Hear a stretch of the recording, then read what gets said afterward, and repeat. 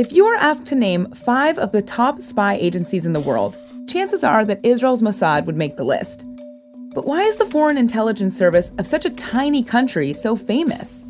What are some of the extraordinary events that make the Mossad so feared and respected? And what role does the Mossad play in the overall security strategy of the world's only Jewish state?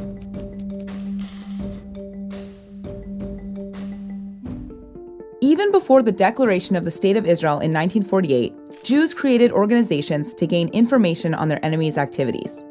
In the months following the UN vote to partition Palestine, 4 young Jewish men were sent on intelligence missions to Arab countries.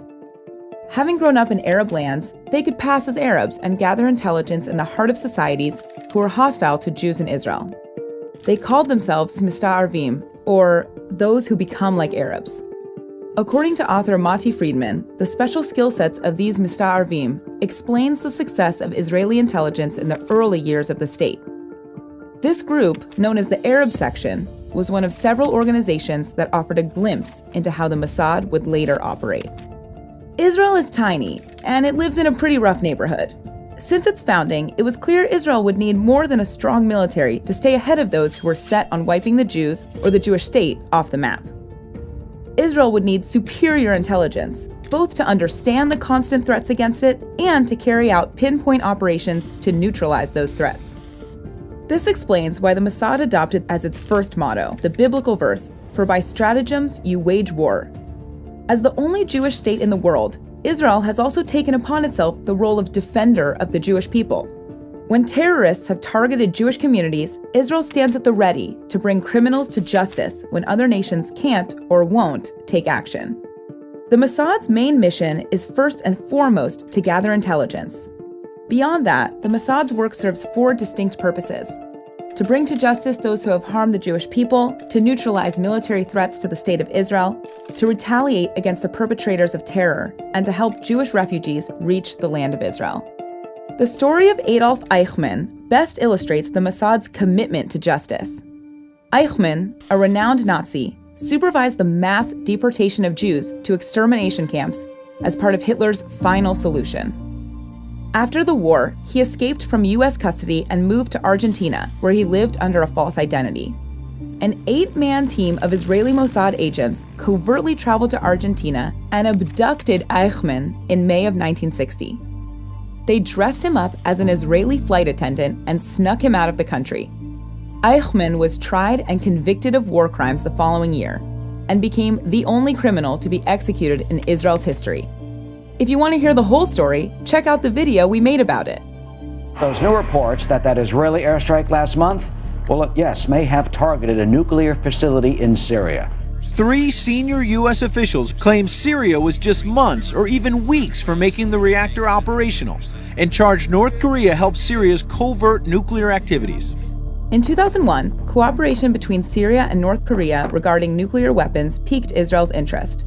So, in late 2006, Mossad agents broke into the London hotel room of a Syrian atomic energy official and installed monitoring software on his laptop. This gave them access to hundreds of photographs, blueprints, and documents relating to a nuclear facility being built with North Korea and Iran's help. In the summer of 2007, Israeli commandos obtained photographs and soil samples from the facility, revealing nuclear material originating in North Korea. When U.S. President George W. Bush rejected a military strike, Israeli Prime Minister Ehud Olmert replied that Israel would act alone. A few weeks later, Israeli jets destroyed the reactor and ended Syria's nuclear program. If the destruction of the Syrian reactor was the Mossad's greatest success against a national threat to the State of Israel, its biggest takedown of an individual terrorist would be Imad Murnia. One of the founders of Hezbollah, Murnia was responsible for many high-profile attacks, including the April 1983 bombing of the American embassy in Beirut that killed 63, the October 1983 Beirut bombing of the U.S. Marines headquarters that killed 243, and the 1994 attack on the Jewish Community Center in Buenos Aires, in which 86 people died. Before the 9/11 attacks, U.S. officials blamed Murnia for the deaths of more Americans than any other terrorists. He lived a life of secrecy, moving around frequently, using disguises and plastic surgery to hide his identity. The Mossad managed to track him down in Damascus in February of 2008, and a Mossad hit team was deployed. They packed explosives into a rental car, while another Mossad team tracked Murnia to a planned meeting with Iranian and Syrian officials. When Murnia arrived, the rigged car moved into position alongside it, and as Murnia got out, the car exploded via remote detonation. You don't often hear about spy agencies rescuing refugees, but that's exactly what the Mossad did on several occasions. In the early 80s, they smuggled Ethiopian Jews out of Sudan. Netflix even adapted this epic story into the movie Red Sea Diving Resort. Ethiopia went through a difficult period beginning in the mid-1970s: civil war, famine, and an invasion from neighboring Somalia. Life was especially hard for the Jews of Ethiopia, as they were singled out for persecution. In 1977, many made the long and dangerous trek to Sudan, where they ended up in refugee camps.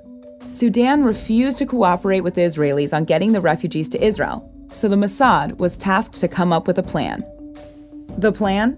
To operate a diving resort along the Red Sea coast in Sudan as a cover.